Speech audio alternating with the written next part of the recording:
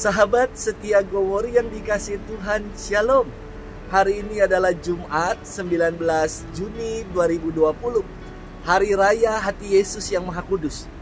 Penghormatan Hati Yesus yang Maha Kudus mendapat tempat yang istimewa dalam tradisi Gereja Katolik. Mengapa menjadi istimewa? Karena hatinya yang penuh cinta, yang selalu tergerak oleh belas kasih, selalu terbuka bagi kita yang percaya. Kita tentu pernah melihat gambar hati Yesus yang Maha Kudus atau gambar Yesus kerahiman ilahi, yang dari hatinya keluar darah dan air, menandakan sebuah pemberian diri yang sepenuh-penuhnya bagi kita. Dalam sejarah, Hari Raya Hati Yesus yang Maha Kudus dirayakan pada tahun 1675 ketika Yesus menampakkan diri kepada Santa Margareta Maria Alacoque dan menunjukkan hatinya yang penuh belas kasih. Yesus menyatakan kerinduan hatinya agar umat beriman berdevosi di hari Jumat setelah hari raya tubuh dan darah Kristus yang baru kita rayakan pada hari Minggu kemarin. Inilah yang menjadi embrio misa Jumat pertama di setiap bulannya. Saudari-saudaraku, sahabat Gowori yang dikasihi Tuhan, mari kita siapkan hati kita untuk bersama-sama mendengarkan kabar sukacita Tuhan dari Injil Matius 11 ayat 25 sampai dengan 30. Haleluya, haleluya, haleluya. Pikulah kuk yang kupasang dan belajarlah padaku, karena aku lemah lembut dan rendah hati. Haleluya, haleluya, haleluya. Tuhan bersamamu dan bersama rohmu. Inilah Injil Yesus Kristus menurut Santo Matius, dimuliakanlah Tuhan.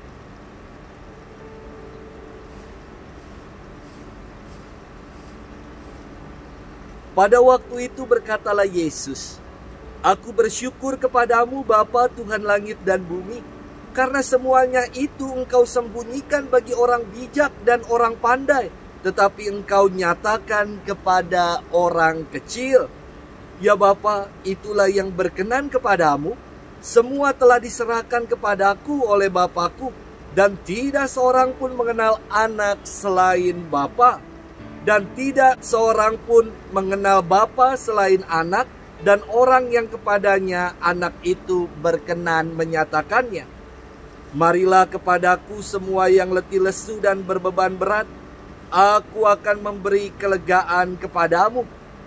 Pikulah kuk yang kupasang dan belajarlah padaku, karena aku lemah lembut dan rendah hati, dan jiwamu akan mendapat ketenangan. Sebab kuk yang kupasang itu enak dan bebanku pun ringan." Demikianlah Injil Tuhan, terpujilah Kristus. Sahabat setia Gowori yang dikasihi Tuhan, Shalom. Blaise Pascal, seorang filsuf Prancis, punya ungkapan yang sangat indah dan selalu saya ingat dari semenjak saya belajar filsafat dulu. Ia mengatakan, "Le corps a senesong ne kenetua." Udah kayak orang Prancis ya saya. Bonjour, oui. Yang berarti hati punya alasan-alasan yang tidak dapat dimengerti oleh rasio. Ketika berbicara soal hati, rasio tidak mampu menyelami. Bukan berarti rasio dan hati bertentangan. Bagi Blaise Pascal, rasio manusia hanya mampu memahami kebenaran-kebenaran matematis dan ilmu alam, sedangkan hati mampu memahami apa yang lebih jauh daripada itu, yakni kebenaran dan pengenalan akan Allah. Sahabat setia Gowori yang terkasih, kita sering mengucapkan hal ini. Mohon perhatiannya. Tolong perhatiin dong. Perhatian. Atau yang paling familiar yang suka kita ucapkan adalah hati-hati ya. Dasar dari ungkapan-ungkapan ini adalah memberi hati, bukan hanya rasio atau asal bicara saja. Firman Tuhan hari ini sangat-sangat indah. Yesus berkata, "Aku bersyukur kepadamu Bapa Tuhan langit dan bumi, karena semuanya itu engkau sembunyikan bagi orang bijak dan orang pandai, tetapi engkau nyatakan kepada orang kecil." Sebuah satir atau sindiran bagi para cendekiawan, mereka yang bijak dan pandai, yang hanya berorientasi pada rasio belaka, mengagungkan kecerdasan budi, dan mengandalkan kemampuan diri. Kebenaran dan iman akan Allah tidak mampu mereka selami, sementara Yesus memuji orang kecil, mereka yang menggunakan hati untuk beriman pada Allah. Mereka yang mengikutinya dan mengandalkan Allah dalam hidupnya. Kebenaran dan pengenalan akan Allah dikaruniakan kepada mereka. Maka Yesus berkata, "Tidak seorang pun mengenal Bapa selain anak dan orang yang kepadanya anak itu berkenan menyatakannya."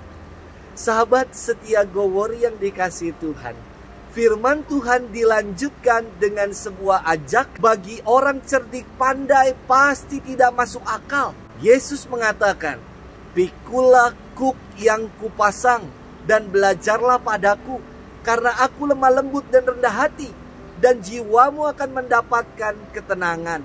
Sebab kuk yang kupasang itu enak dan bebanku pun ringan." Kuk adalah perkakas atau alat dari palang kayu yang menghubungkan dua atau lebih lembu menjadi satu.